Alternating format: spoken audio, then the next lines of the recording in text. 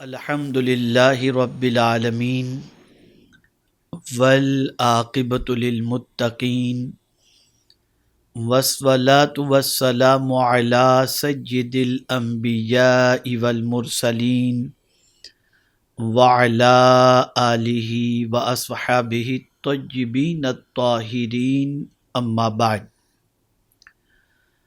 فاعوذ باللہ من الشیطان الرجیم بسم اللہ الرحمن الرحیم یا ایہا الذین آمنوا اتقوا اللہ وکونوا مع الصادقین صدق اللہ العظیم۔ الصلاۃ والسلام علیک یا رسول اللہ، الصلاۃ والسلام علیک یا حبیب اللہ، الصلاۃ والسلام علیک یا نبی اللہ، الصلاۃ والسلام علیک یا نور اللہ، وعلی آلک واصحابک یا حبیب اللہ صلی اللہ تعالی علیہ وآلہ وسلم۔ میں آپ تمامی حضرات کا بے پناہ مشکور ہوں کہ سنی دعوت اسلامی کے 29ویں آن لائن سنی اجتماع میں آپ لوگوں نے بھرپور شرکت فرمائی اور رب قدیر جل جلالہ کا خصوصی کرم رہا کہ الحمدللہ ہمارے علماء کرام اور مبلغین کے خطابات کو لوگوں نے اپنے دل میں اتارنے کی کوشش کی اور اس پر عمل کی جد و جہد کے بارے میں عزم مصمم کیا۔ اللہ رب العزت جل جلالہ آقا کریم رؤوف الرحیم علیہ التحیۃ والتسلیم کے صدقہ و طفیل ہماری جملہ عوام کو، پوری دنیا کے مسلمانوں کو پروردگار جل جلالہ صراط مستقیم کا مسافر بنائے۔ آج سنی دعوت اسلامی کے ہفتہ واری سنی اجتماع کے لیے میں نے جس موضوع کا انتخاب کیا ہے وہ موضوع ہے نوجوان اور ان کی ذمہ داریاں۔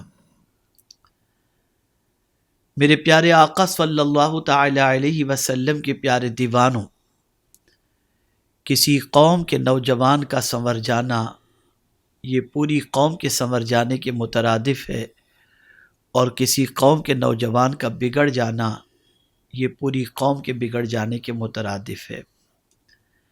اگر آپ دنیا کا جائزہ لیں تو آپ کو محسوس ہوگا کہ دنیا میں سب سے زیادہ اٹریکٹ کرنے کی کوشش اگر کسی کو کی جاتی ہے تو وہ نوجوان ہے۔ نوجوانوں کی دلچسپی کسی چیز میں ہو، یہ دنیا کا ہر ملک بھی چاہتا ہے اور ہر کاروباری بھی چاہتا ہے۔ اسی لیے فیشن کا معاملہ ہو یا کسی چیز کا معاملہ ہو، دنیا یہ دیکھتی ہے کہ یوتھ کی سائیکولوجی کیا ہے اور یوتھ کو کیسے کیپچر کیا جائے اور یوتھ کے اندر اپنی چیز کو کیسے پیش کی جائے۔ پیغمبر رحمت صلی اللہ تعالی علیہ وسلم بھی یوتھ کی اہمیت کو جانتے تھے۔ آقا کریم صلی اللہ علیہ وسلم جانتے تھے کہ یوتھ قوم کے لیے، اسلام کے لیے کتنا بڑا سرمایہ ہے۔ پیغمبر رحمت صلی اللہ علیہ وسلم نے یوتھ کو جس طریقے سے سلیکٹ کیا اور یوتھ کے پیچھے پیغمبر رحمت صلی اللہ علیہ وسلم نے جتنی محنت فرمائی، اور یوتھ کو آقا کریم صلی اللہ علیہ وسلم نے جو رسپانسبلٹیز عطا فرمائی، اس سے محسوس ہوتا ہے کہ دنیا آج نوجوانوں کی اہمیت کو سمجھتی ہے، لیکن آقا کریم صلی اللہ علیہ وسلم نے 1400 سال پہلے قوم کے نوجوانوں کی اہمیت کو دنیا کے سامنے اجاگر کیا۔ اگر ہم قرآن مقدس کا مطالعہ کریں تو قرآن مقدس میں درجنوں آیات یوتھ کے سلسلے میں ہمیں نظر آئیں گی اور یوتھ کے انقلابی کام کے سلسلے میں گواہی دیتی ہوئی دکھائی دیں گی۔ میں بڑے افسوس کے ساتھ یہ کہہ رہا ہوں، آج ہماری قوم اگر زبوں کی شکار ہے، ہماری قوم تباہ حالی کی شکار ہے، ہماری قوم اگر بربادی کی شکار ہے، تو اگر کوئی یہ کہتا ہو کہ اس کی وجہ یہ ہے کہ غربت اور جہالت، تو میں کہتا ہوں کسی حد تک یہ بات بھی صحیح ہے، لیکن سب سے بڑی اور صحیح بات یہ ہے کہ ہماری قوم کے میکزیمم نوجوان آؤٹ آف ٹریک ہیں۔ ایجوکیشن کے سلسلے میں ہماری قوم کا نوجوان افلاس کا شکار ہے، کیریکٹر کے سلسلے میں ہماری قوم کا نوجوان آوارگی کا شکار ہے، غلط عادتوں کے حوالے سے دیکھیں تو ہماری قوم کے نوجوان اس کے شکار نظر آئیں گے۔ رات 2 بجے تک گپ شپ کرنے والا ہماری قوم کا ہی نوجوان نظر آئے گا، اور ایزی منی کے لیے غلط طریقے کے استعمال کے اندر بھی ہماری قوم کے بے شمار نوجوان نظر آئیں گے۔ اس کا مطلب یہ نہیں ہے کہ قوم کے سارے نوجوان بگڑے ہوئے ہیں، نہیں، قوم کے بے شمار نوجوان ایسے ہیں جن کی جوانی بے داغ بھی ہے، اور جن کی جوانی کی قسم بھی کھائی جا سکتی ہے، اور جن کی پاکیزہ جوانی کی بنیاد پر آج بھی امیدیں وابستہ ہیں کہ اللہ تعالیٰ اس قوم کو کھویا ہوا وقار اور کھوئی ہوئی عزت عطا فرمائے گا۔ میرے پیارے آقا صلی اللہ علیہ وسلم کے پیارے دیوانوں، نوجوانوں کو کرنا کیا ہے، ان کی مسٹیک کیا ہوئی، ان کی غلطیاں کیا ہوئیں، اور کہاں سے ہمارا نوجوان بگڑا، تھوڑا سا اس کا جائزہ لینا بھی ضروری ہے، اور اس کے کریکشن کے لیے ہمیں کسی فارمولے کو اپنانا بھی ضروری ہے۔ سب سے پہلے یہ بات ذہن کے اندر رکھیں کہ ایک بچہ بگڑتا کیسے ہے، ایک نوجوان بگڑتا کیسے ہے۔ نوجوان کے بگڑنے کی وجہ سب سے بڑی غلط سنگت ہے، غلط دوست ہیں۔ بسا اوقات یہی ہوتا ہے کہ کسی نوجوان کو بگاڑنے کے لیے کسی ایسے کو چھوڑ دیا جاتا ہے اس کے قریب کہ اس کی صحبت کی بنیاد پر اس کی فکر بھی پراگندہ ہو جائے، اس کی عادت بھی خراب ہو جائے، اس کا طور طریقہ بھی خراب ہو جائے، اور اس کی زندگی بھی خراب ہو جائے۔ اور آج کل تو یوٹیوب پر گندی پکچروں کا چلن اور آوارہ دوستوں سے دوستی، اس نے نوجوانوں کو تباہ کر دیا، برباد کر دیا، اور ان کی جوانی داغدار ہوتی ہوئی دکھائی دے رہی ہے۔ آپ ذرا سوچیں، میرے پیارے آقا صلی اللہ تعالی علیہ وسلم کے پیارے دیوانوں، آج پوری دنیا کے نوجوانوں کی زندگی کا جائزہ لیں۔ سب سے پہلے آئیے ہم سمجھنے کی کوشش کرتے ہیں تعلیم کے میدان میں اگر ہمارے نوجوان کا ہم جائزہ لیں تو ہماری قوم کے بیشتر نوجوان 12 کے بعد ڈراپ آؤٹ ہو جاتے ہیں، یا پھر کسی بھی طرح سے گریجویشن گرتے پڑتے کر کے اپنے آپ کو سے فارغ کر لیتے ہیں، اور اپنی زندگی کو ایسے کاموں میں گزارتے ہوئے دکھائی دیتے ہیں جو کام ان کے معیار کو بلند نہیں کر سکتا۔ آپ ذرا سوچو، کسی بھی محلے میں جا کر کے آپ دیکھیں تو میکزیمم نوجوان وہاں کے آپ کو ایسے نظر آئیں گے جن نوجوانوں کی پوزیشن رات کو 11 بجے کے بعد ان کے محلوں کے اندر بائک پر بیٹھ کر گپ شپ کرتے ہوئے نہیں دکھائی دے گی۔ لیکن ہماری قوم کے نوجوانوں کو آپ دیکھیں، رات کے 2 بجے تک بائک پر بیٹھے ہوں گے، سگریٹ پیتے ہوں گے۔ اللہ نہ کرے، صدبار نہ کرے، ہماری قوم کے بعض نوجوان نہ جانے کس طریقے سے اپنی راتوں کو ضائع کرتے ہوئے دکھائی دیں گے۔ آپ نے کبھی محسوس کیا، کبھی غور کرنے کی کوشش کی کہ ایک نوجوان کے بگڑ جانے سے معاشرہ کس حد تک پراگندہ ہو جاتا ہے؟ کسی محلے کا ایک نوجوان بگڑ جائے تو محلے کے سارے نوجوانوں کو فکر مند ہو جانا چاہیے کہ کہیں اس کی برائی کا داغ ہمیں بھی نہ لگ جائے، اور برائی کا روگ ہمیں بھی نہ لگ جائے۔ میں آپ سے یہ عرض کرنا چاہتا ہوں، اگر میرے کچھ نوجوان بھائی غلط راستے کے شکار ہو چکے ہیں، ان کی زندگی برائی کے راستے پر چل پڑی ہے، ٹینشن کی وجہ سے، کرائسس کی وجہ سے، ماں باپ کے جھگڑے کی وجہ سے، اور کسی پریشانی کی وجہ سے، تو کیا غلط راستہ ہی ان کی پریشانی کا حل ہے؟ نہیں۔ اللہ نہ کرے، صدبار نہ کرے، منی کرائسس کا پیریڈ ہے، یا پرابلم ہے، یا فیملی پرابلم ہے، یا اسٹریس اور ٹینشن ہے، تو کیا قرآن آپ کو اسٹریس اور ٹینشن سے نکلنے کا طریقہ نہیں عطا کرتا؟ کیا ہمارے علماء اہل سنت و مشائخ اہل سنت یا مبلغین سنی دعوت اسلامی کیا میدان عمل میں نہیں ہیں جن سے قربت کے بعد آپ کی سوچ پاکیزہ بن جائے اور آپ اپنے ٹینشن کا سولیوشن ان کی رہنمائی کے اندر حاصل کر سکیں؟ آپ ذرا سوچیں، آپ معاشرے کے کتنے قیمتی ہیں، آپ سوسائٹی کے کتنے اہم ہیں، آپ کا مقام اور مرتبہ اللہ عز و جل نے کتنا عظیم رکھا ہے، آپ کی زندگی ہمارے لیے کتنی اہم ہے۔ آج اگر ہمارا نوجوان آوارہ گردی کا شکار ہوتا ہے، دل جلتا بھی ہے، خون کھولتا بھی ہے، اور کبھی کبھی کفے افسوس ملتے ہوئے ہم صرف اتنا ہی کہہ سکتے ہیں، اے اللہ تو ہماری قوم کے نوجوانوں کو سیدھے راستے کا مسافر بنا دے۔ آپ یاد رکھیں، صرف دعائیں ان لوگوں کے لیے نہیں ہوتی جن کی زندگی سیدھے راستے پر چلتی ہے۔ بسا اوقات ڈرگز کے عادی کو گٹر میں گرتا ہوا دیکھ کر انسان حقارت کی نظر سے دیکھتا ہے، لیکن میں جب کسی نوجوان کو ڈرگز کا شکار کسی نالی میں، کسی گٹر میں گرتا یا پڑتا یا وہاں بیٹھا ہوا دیکھتا ہوں تو آنکھ میں آنسو آ جاتے ہیں، اور اللہ کی بارگاہ میں دعا کرتا ہوں، اے اللہ میری قوم کے اس نوجوان کو بچا لے اور اس کی زندگی کو صاف ستھری بنا دے۔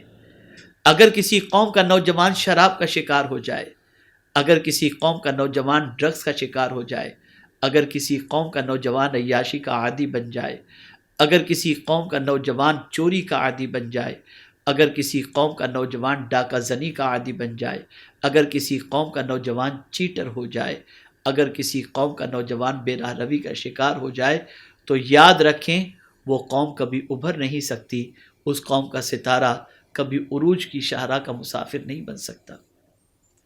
آج ہم جائزہ لیں، میں اپنے نوجوان بھائیوں سے عرض کروں گا، بسا اوقات ہمارے کچھ نوجوان یہ تصور کرتے ہیں ہماری لائف ہم جس طرح چاہیں انجوائے کریں۔ نہیں، آپ کی لائف ایک امت کی لائف ہے، آپ کی لائف ایک قوم کی لائف ہے، آپ ہمارے لیے بہت قیمتی سرمایہ ہیں۔ ایسا ہوتا ہے کہ کبھی آپ کا عروج ہمارے عروج کا سبب بنتا ہے، اور کبھی آپ کا زوال ہمارے زوال کا سبب بنتا ہے، کبھی آپ کی اچھائی ہماری ترقی کا سبب بن جاتی ہے، اور کبھی آپ کی برائی ہمیں نیچے اور شرمندہ ہونے کا سبب بن جاتی ہے، نیچا دکھا دیتی ہے۔ اے میری قوم کے نوجوانوں، تم ہمارے لیے بہت قیمتی ہو، بہت عظیم سرمایہ ہو، بہت عظیم دولت ہو۔ میں اپنی قوم کے نوجوانوں کو ضائع ہوتا نہیں دیکھ سکتا۔ میں چاہتا ہوں کہ ہماری قوم کے نوجوان اصلاح کی طرف آئیں، اپنی زندگی کو بنانے کی طرف آئیں، اپنی زندگی کو کامیاب کرنے کی طرف آئیں، اپنی زندگی کو سنوارنے کی طرف آئیں، اپنے آپ کو بہترین مسلمان پروف کرنے کی کوشش کریں۔ تو میرے پیارے آقا صلی اللہ علیہ وسلم کے پیارے دیوانوں، میری قوم کے نوجوانوں، سب سے پہلا کام آپ کو جو کرنا ہے وہ یہ ہے کہ آج تک اللہ نہ کرے، 100 بار نہ کرے، اگر آپ کی زندگی بے راہ روی میں گزر رہی ہو یا غلط کاموں میں گزر رہی ہو، تو آپ سب سے پہلے ان غلط کاموں سے توبہ کیجئے۔ یو ہیو ول پاور، آپ کے پاس قوت ہے، ول پاور ہے۔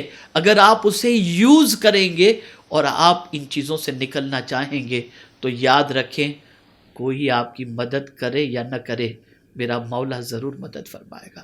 ایک بار گناہوں کے دلدل سے نکل کر کے دیکھیے، ایک بار برائیوں کے دلدل سے نکل کر کے دیکھیے، ایک بار بد کرداری کے ماحول سے نکل کر کے دیکھیے، ایک بار سیدھے راستے کی طرف آ کر کے دیکھیے۔ خدا کی قسم آپ کے قلب کو سکون کی دولت نصیب نہ ہو تو مجھے کہنا۔ اللہ اکبر۔ میرے پیارے آقا صلی اللہ تعالی علیہ وسلم کے پیارے دیوانوں، آج تک دامن پر لگے ہوئے گناہوں کے ہزارہ دھبوں کو آپ اللہ کی بارگاہ میں توبہ کے ذریعے آنسو بہا کر اسے مٹا دو۔ میرا مولا عزت بھی عطا فرمائے گا، سرخ روئی بھی عطا فرمائے گا، کامیابی بھی عطا فرمائے گا، کامرانی بھی عطا فرمائے گا۔ اس لیے کہ آپ کا سیدھے راستے کا مسافر ہونا یہ ہماری کامیابی کی ضمانت ہے، اور قوم مسلم کی کامیابی کی ضمانت ہے۔ بسا اوقات ایسا ہوتا ہے برے ہم نشین کی وجہ سے، برے دوستوں کی وجہ سے، ان کے سگار پلانے کی وجہ سے، ان کے شراب پلانے کی وجہ سے، ان کے بد کرداری کے اڈوں پر لے جانے کی وجہ سے ہم یہ تصور کرتے ہیں کہ یہ ہمارا خیر خواہ ہے۔ خدا کی قسم چند لمحوں کی لذت کا عادی بنا کر وہ آپ کا پورا مستقبل تاریک کر دیتا ہے، آپ کا فیوچر ڈارک کر دیتا ہے۔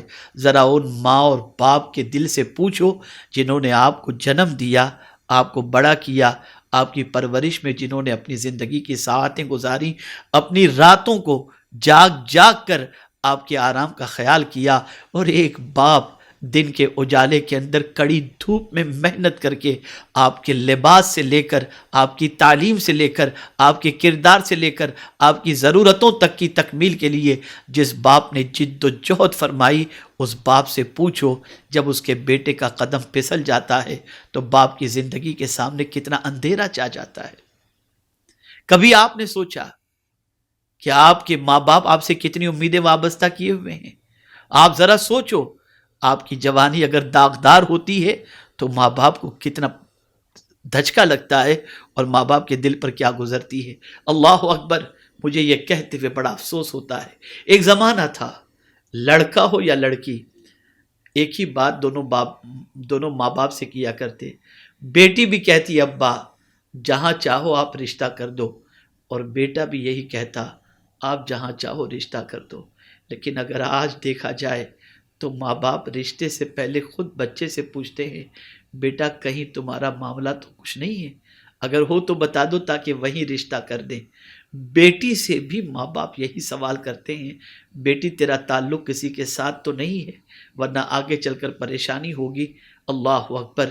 کیسے دور سے ہم گزر رہے ہیں، کیسے حالات سے ہم گزر رہے ہیں، اور کس حد تک ہمارے بچے اور بچیوں کے پیر پھسل چکے ہیں کہ ہمیں آج یہ دن دیکھنا پڑ رہا ہے۔ اللہ اکبر! میرے پیارے آقا صلی اللہ تعالی علیہ وسلم کے پیارے دیوانوں اور میری قوم کے نوجوانوں، آپ ذرا سوچو اور اندازہ لگاؤ، آپ صرف پیرنٹس کے لیے اہم نہیں ہو، آپ صرف خاندان کے لیے اہم نہیں ہو، آپ صرف رشتہ داروں کے لیے اہم نہیں ہو، آپ پوری قوم کے لیے اہم ہو، آپ اسلام کے لیے اہم ہو، آپ مسلمانوں کے لیے اہم ہو، آپ پیغمبر رحمت صلی اللہ علیہ وسلم کے لیے اہم ہو، آپ اللہ کے نزدیک اہم ہو۔ میرے پیارے آقا صلی اللہ علیہ وسلم کے پیارے دیوانوں، اس لیے اپنے آپ کو خوب بچاؤ، اپنے آپ کو بروں کی صحبت سے بچاؤ، اپنے آپ کو برے دوستوں سے بچاؤ، اپنے آپ کو بری سنگتوں سے بچاؤ، اپنے آپ کو برے ماحول سے بچاؤ۔ میرے پیارے آقا صلی اللہ علیہ وسلم کے پیارے دیوانوں، اگر پتہ چل جائے یہ دوست غلط راہ کا شکار ہے، اس سے تعلق منقطع کر دو۔ اگر پتہ چل جائے اس کی صحبت میری زندگی کو تباہ و برباد کر دے گی، اس کی صحبت سے ہٹ جاؤ، اور جب کسی سے دوستی کے لیے ہاتھ بڑھاؤ، خدا کے لیے دوستی کرو، خدا کے لیے دشمنی کرو۔ اللہ اکبر! یہ دیکھو کس کے کردار کا اثر تمہاری زندگی میں بہتر ہوگا۔ جب تم بیٹھنے کے لیے مجلسوں کی فکر کرو کہ کہاں بیٹھوں، کن کے ساتھ بیٹھوں، تو ایک چیز کا خاص خیال رکھنا کہ ایسے لوگوں کا سلیکشن کرو جن کی سنگتوں میں بیٹھنے کے بعد صرف نیکی کا جذبہ نہ ہو بلکہ آپ کی سوچ بھی پاکیزہ بن جائے۔ یاد رکھیں میرے پیارے آقا صلی اللہ علیہ وسلم کے پیارے دیوانوں، جہاں سے ہماری سوچ پاکیزہ بنتی ہو وہیں ہمیں بیٹھنا بھی چاہیے، وہیں ہمیں رہنا بھی چاہیے۔ بلکہ اگر میں 2 قدم آگے بڑھ کر کے عرض کروں تو غلط نہ ہوگا، جن کتابوں سے سوچ پاکیزہ بنتی ہو، جن چیزوں کو دیکھنے کے بعد سوچ پاکیزہ بنتی ہو، جن لوگوں کو سننے کے بعد سوچ پاکیزہ بنتی ہو، جن کی نشستوں میں بیٹھنے کے بعد سوچ پاکیزہ بنتی ہو، ایسوں کی سنگت میں بیٹھو، ایسی کتابیں پڑھو، ایسی چیزیں دیکھو جس سے آپ کی سوچ گندی نہ ہو بلکہ آپ کی سوچ پاکیزہ بن جائے۔ میرے پیارے آقا صلی اللہ تعالی علیہ وسلم کے پیارے دیوانوں، ایسے نوجوانوں کی زندگی پڑھو جن کی زندگیاں بے داغ گزری، جنہوں نے اسٹرگل کیا، جنہوں نے غربت کی چکی میں پیسے جانے کے باوجود علم کے سلسلے میں اتنی محنت کی کہ کردار پر دھبا بھی نہ لگے، اور علم کو حاصل کر کے اس مقام تک پہنچ گئے جس مقام پر پہنچنے کے بعد غربت کا داغ تو مٹ گیا، لیکن طاقتور انسان بن جانے کی وجہ سے اللہ تعالیٰ نے انہیں وہ مقام عطا فرمایا کہ ایک کی بلندی کی وجہ سے ماں باپ کا سر اونچا ہوا، خاندان کا سر اونچا ہوا، اور غربت کی وجہ سے جس کی قدر نہ تھی، علم کی وجہ سے ساری کائنات اس کی قدر اور اس کو جو ہے سر پر بٹھانے کے لیے تیار ہو گئی۔ آپ یاد رکھیں میری قوم کے نوجوانوں، یاد رکھو بہت قیمتی آپ سرمایہ ہو، بہت عظیم سرمایہ ہو، آپ ہمارے لیے بہت اہم ہو۔ آپ کا غلط راہ پر چلنا یہ ہمارے لیے شرمندگی کا بھی سبب ہے اور ہمارے لیے تکلیف دہ بھی ہے۔ ہم اپنی قوم کے نوجوانوں کو ضائع ہونے دینا نہیں چاہتے، بلکہ کسی بھی قوم کے نوجوان کو ضائع ہونے دینا نہیں چاہتے۔ ہر قوم کا نوجوان سیدھے راستے کا مسافر ہونا چاہیے، پرٹیکولر ہماری قوم کے نوجوانوں کو خاص طور پر سیدھے راستے کا مسافر ہونا چاہیے۔ اس لیے ایسی صحبت کو، ایسی سنگت کو اوائڈ کرو جہاں پر بیٹھنے کے بعد فکر گندی ہو جاتی ہو، جہاں پر بیٹھنے کے بعد عادات خراب ہو جاتی ہوں، ایسے لوگوں کی صحبت سے بچیے۔ آئیے میں آپ کو رسول گرامی وقار صلی اللہ تعالی علیہ وسلم کی حیات طیبہ کے اعتبار سے بتاؤں۔ میرے آقا صلی اللہ علیہ وسلم کی زندگی پاک کا جائزہ لیں۔ آقا تو آئیڈیل ہے نا، رسول اعظم صلی اللہ علیہ وسلم کو رب قدیر جل جلالہ نے آئیڈیل بنانے کا حکم دیا۔ آپ ذرا دیکھیں آپ کن نوجوانوں کی زندگی پڑھتے ہو، ہیرو کی نوجوانوں کی زندگی، گیمبلر کی زندگی، ڈرگی کی زندگی، ان کی زندگی پڑھتے ہو۔ آپ پڑھو ان کی زندگی کو، آقا کریم صلی اللہ علیہ وسلم کی زندگی کو پڑھو، ان کی نوجوانی کو پڑھو، ان کی جوانی کی زندگی کا جائزہ لو، مطالعہ کرو۔ امام حسین کی جوانی کی زندگی کا مطالعہ کرو، غوث پاک کی زندگی کی جوانی کا مطالعہ کرو، غریب نواز کی زندگی کا مطالعہ کرو، اللہ اکبر، مخدوم سمنا کی زندگی کا مطالعہ کرو، امام عشق و محبت کی جوانی کی زندگی کا مطالعہ کرو۔ جب ان کی جوانی تم پڑھو گے تو تمہیں محسوس ہوگا کہ ان کی جوانی میں سکون ہے یا ان ناچ گانے والوں کی جوانی کے اندر سکون ہے۔ یاد رکھیں میرے پیارے آقا صلی اللہ علیہ وسلم کے پیارے دیوانوں، جب رسول گرامی وقار صلی اللہ علیہ وسلم کی جوانی کا آپ مطالعہ کریں گے تو آپ کو پتہ چلے گا ایسا صادق الوعد الامین اور ایسا با اخلاق و با کردار اللہ عز و جل نے کسی کو پیدا نہیں کیا جیسا اس نے اپنے محبوب صلی اللہ علیہ وسلم کو پیدا کیا۔ آقا کریم صلی اللہ علیہ وسلم کے حوالے سے امام عشق و محبت کہتے ہیں تیرے تو وصف عیب تناہی سے ہے بری، حیران ہوں میرے شاہ میں کیا کیا کہوں تجھے۔ اللہ عز و جل نے میرے آقا صلی اللہ علیہ وسلم کو بے عیب بنایا۔ آپ کو معلوم ہے آقا کریم صلی اللہ علیہ وسلم کے جسم اقدس پر کبھی مکھی نہیں بیٹھتی تھی۔ اب اس کو میں تھوڑا سا سمجھانے کی کوشش کروں۔ جانتے ہیں آپ میرے پیارے آقا صلی اللہ تعالی علیہ وسلم کے پیارے دیوانوں، آپ گندگی کا ڈھیر کہیں اگر دیکھیں تو ان گندگی کے ڈھیر پر مکھیاں بیٹھتی ہیں، اور اگر ہم یہ کہیں تو غلط نہ ہوگا، گندی سوچ والے لوگ بھی گندگی کی جگہوں پر بیٹھتے ہیں اور وہاں پر جاتے ہوئے نظر آتے ہیں۔ ایک مکھی کا گندی جگہ پر بیٹھنا اس بات کی غمازی کرتا ہے کہ مکھی کو گندگی پسند ہے۔ ایسے ہی اگر کسی نوجوان کی سوچ گندی بن جائے تو یہ سمجھ لینا چاہیے کہ یہ گندی جگہ پر بیٹھنے کا شوقین ہے۔ میرے پیارے آقا صلی اللہ تعالی علیہ وسلم کے پیارے دیوانوں، پیغمبر رحمت صلی اللہ تعالی علیہ وسلم نے اپنی جوانی کی حفاظت فرمائی۔ اسی لیے جب رسول گرامی وقار صلی اللہ علیہ وسلم نے دعوت توحید پیش فرمائی اور جب لوگوں نے دلیل پیش کی، دلیل طلب کی، تو آقا نے اپنے پورے وجود کو صلی اللہ علیہ وسلم بطور دلیل پیش فرمایا، جس میں جوانی بھی تھی۔ دنیا کی کوئی طاقت میرے آقا صلی اللہ علیہ وسلم کی جوانی پر انگلی نہیں رکھ سکتی۔ یقیناً آقا معصوم سرکار صلی اللہ علیہ وسلم جیسا تو کوئی نہیں ہو سکتا، لیکن اگر ہم رحمت عالم صلی اللہ علیہ وسلم کی زندگی کا مطالعہ کریں اور آپ کی جوانی کا مطالعہ کریں اور پھر رب نے فرمایا ان کے نقش قدم پر چلو، تو ان کے نقش قدم پر چلیں گے تو میں آپ کو یقین کے ساتھ کہتا ہوں کہ آقا کریم صلی اللہ علیہ وسلم کے نقش قدم پر چلنے کے عوض میں پروردگار ہمیں ترقی بھی عطا فرمائے گا، عروج بھی عطا فرمائے گا، کامیابی بھی عطا فرمائے گا۔ کبھی کبھی ہمارے نوجوان بچوں کے ذہن میں یہ بات آتی ہے ہم سیدھے چلتے ہیں تو ہمیں روزی نہیں ملتی، کام نہیں ملتا، پیسہ نہیں ملتا، تعیشات کے سامان نہیں ملتے۔ میں آپ کو ایک چیز عرض کر دوں، اس تعیشات کے سامان کو کیا کریں گے جس کے ملنے کے بعد قدم گناہ کی دہلیز پر پہنچ جائیں۔ ابھی 2 روز پہلے ایک خاتون کا فون میرے پاس آیا اور وہ خاتون روتے روتے کہہ رہی تھی پیسہ کا اللہ کی بارگاہ میں نے دولت مانگی تھی کہ میرے بیٹے کو اللہ غربت کی چکی سے نکال کر مال و دولت کی فراہمی ہمیں عطا فرمائے، لیکن اب میں یہ کہہ رہی ہوں کہ مال سب سے برا ہے اس لیے کہ اب میرا بیٹا دولت آنے کی وجہ سے مجروں میں جانے لگا ہے اور وہاں جا کر کے اپنی دولت لٹاتا ہوا نظر آتا ہے۔ آپ ذرا سوچو، اندازہ لگاؤ، وہ دولت کس کام کی جو آوارگی کی راہ پر لے جائے۔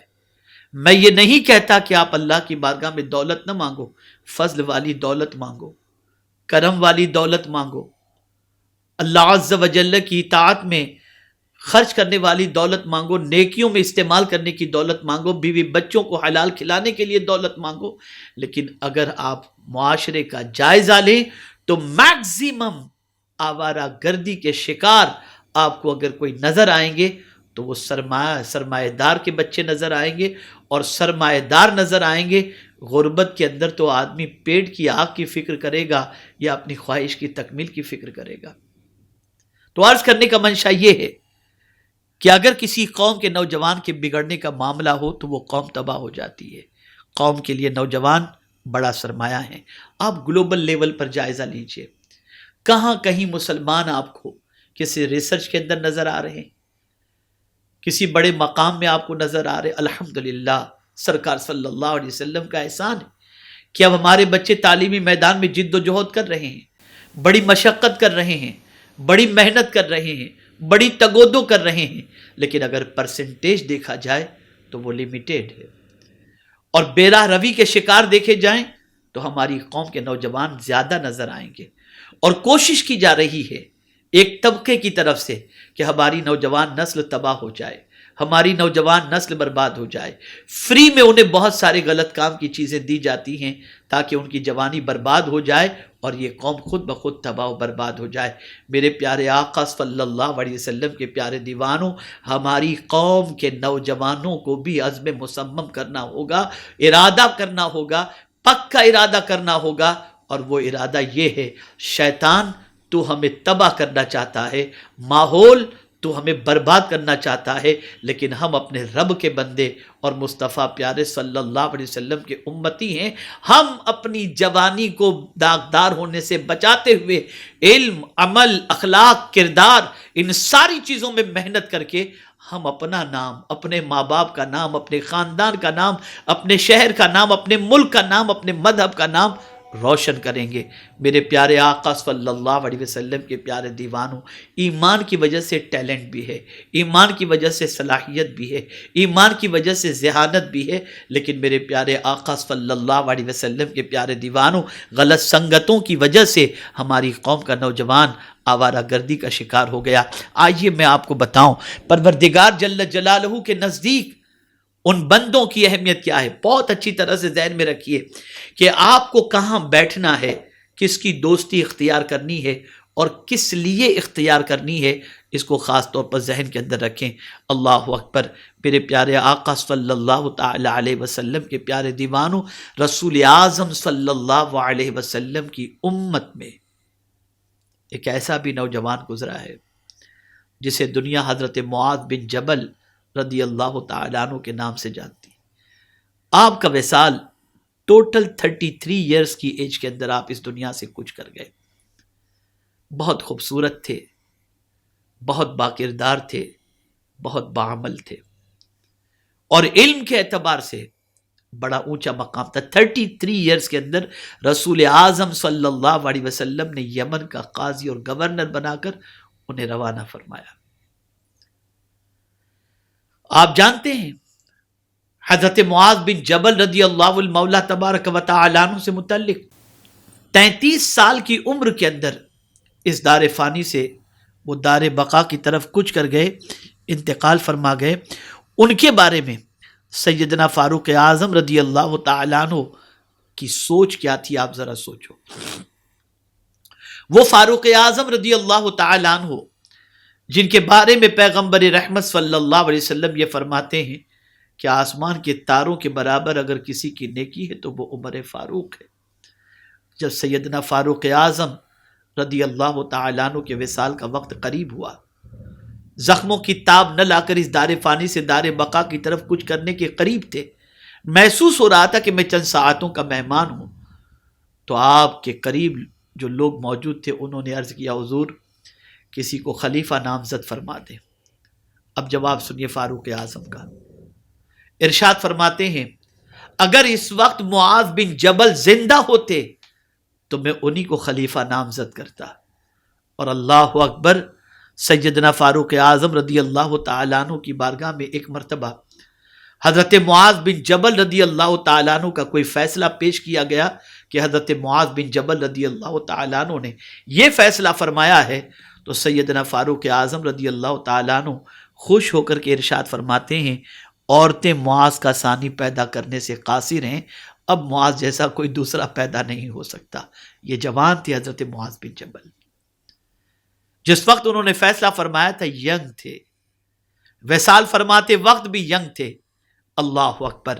اب انہی کے ایک واقعے سے میں آپ کو پوری چیز سمجھا دوں اور آپ کی اہمیت آپ کو بتا دوں اور آپ کو یہ بتا دوں کہ آپ کو بیٹھنا کہاں ہے، کرنا کیا ہے، کس کی فرینڈشپ اختیار کرنا ہے، تاکہ آپ حضرت معاذ بن جبل رضی اللہ تعالیٰ عنہ جو جلیل القدر صحابی اور رسول اعظم صلی اللہ علیہ وسلم نے جنہیں یمن کا گورنر بنا کر کے بھیجا تھا، آئیے ایک واقعہ ان کے بارے میں سماعت فرمائیں.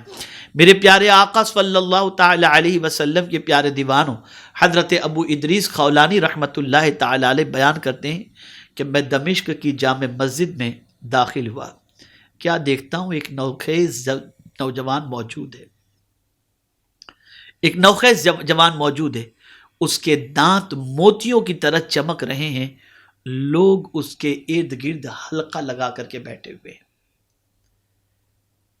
ایک نوجوان دانت موتیوں کی طرح چمک رہے ہیں اور اس کے قریب لوگ حلقہ لگا کر کے بیٹھے ہوئے ہیں. اللہ اکبر.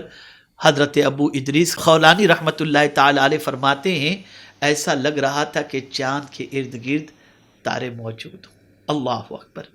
آگے ارشاد فرماتے ہیں حضرت ابو ادریس خولانی رحمت اللہ تعالی علیہ کہ میں نے دیکھا کہ کہیں بھی کوئی پریشانی ہوتی، اختلاف ہوتا، لوگ دوڑ کر کے اس نوجوان کے پاس آتے اور وہاں سے تشفی بھرے جملے سن کر واپس لوٹ جاتے.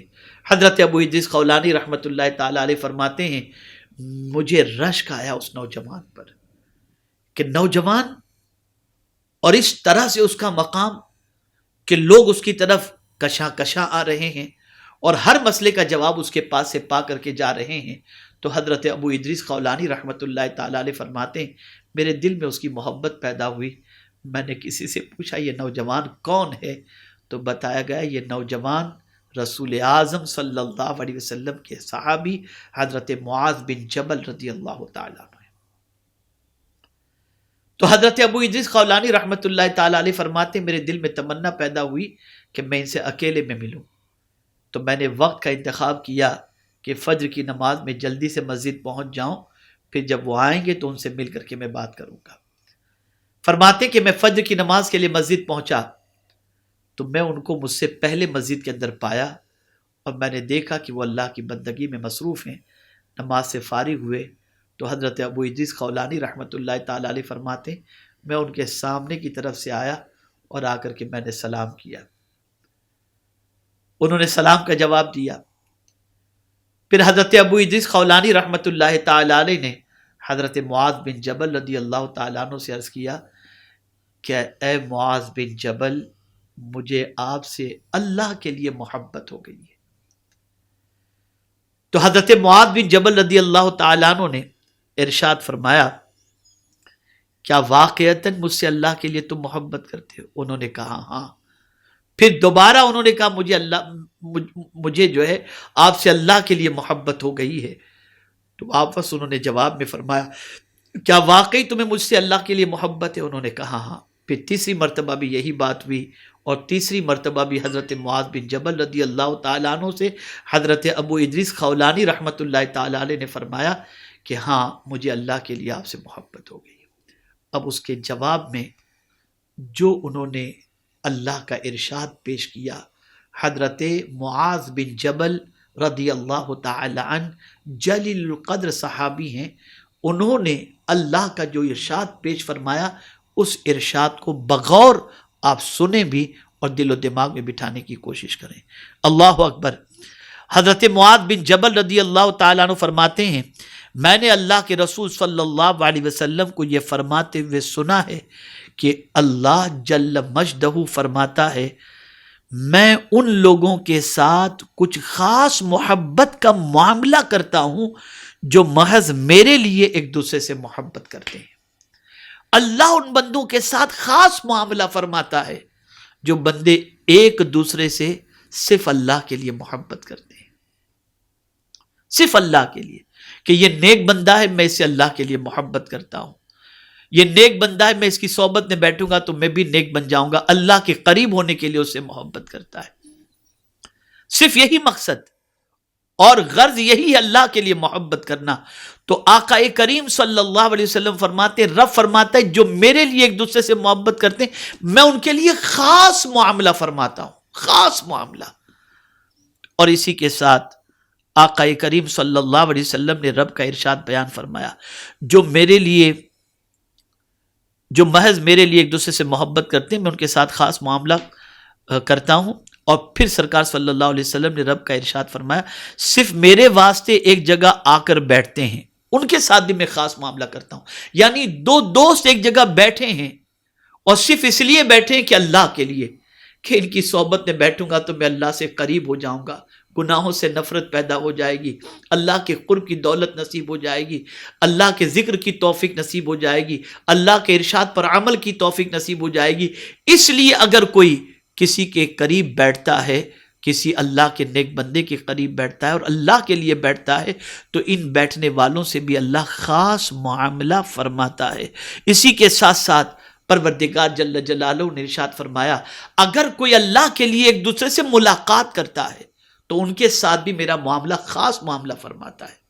یعنی کوئی دو مل رہے ہیں دوست صرف اللہ کے لیے کہ ان سے میں دین سیکھوں، ان سے میں اللہ کے ارشاد کو سنوں، ان کی ملاقات سے میرا فائدہ اس طریقے کا ہو کہ میں قرآن سیکھ جاؤں، میں دین سیکھ جاؤں، میں رسول اعظم کے ارشاد کو سنوں اور اس وجہ سے میری دنیا آخرت دونوں سنور جائے، اس وجہ سے وہ ملاقات کے لیے جاتا ہے تو ان کے ساتھ بھی میرا رب خاص معاملہ فرماتا ہے۔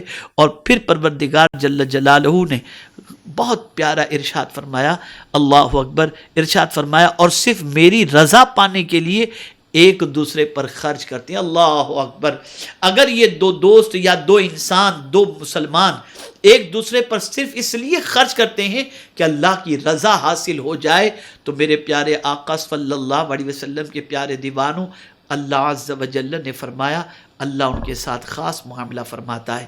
اب میں تھوڑا سا اس کو ایکسپلین کرتا ہوا چلوں، ملاقات کی بات فرمائی گئی۔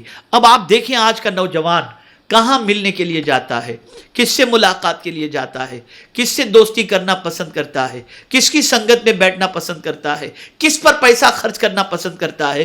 تو آپ دیکھیں گے کہ آج کے حالات اتنے بد سے بدتر ہیں کہ اگر نوجوان خرچ کرنے کی کوشش کرتا ہے، دوستی کرنے کی کوشش کرتا ہے، ملاقات کرنے کی کوشش کرتا ہے، بیٹھنے کی کوشش کرتا ہے تو ان جگہوں پر جہاں بیٹھنے کے بعد جہنم کا ایندھن بن جائے اور تباہی اور بربادی اس کا مقدر بن جائے۔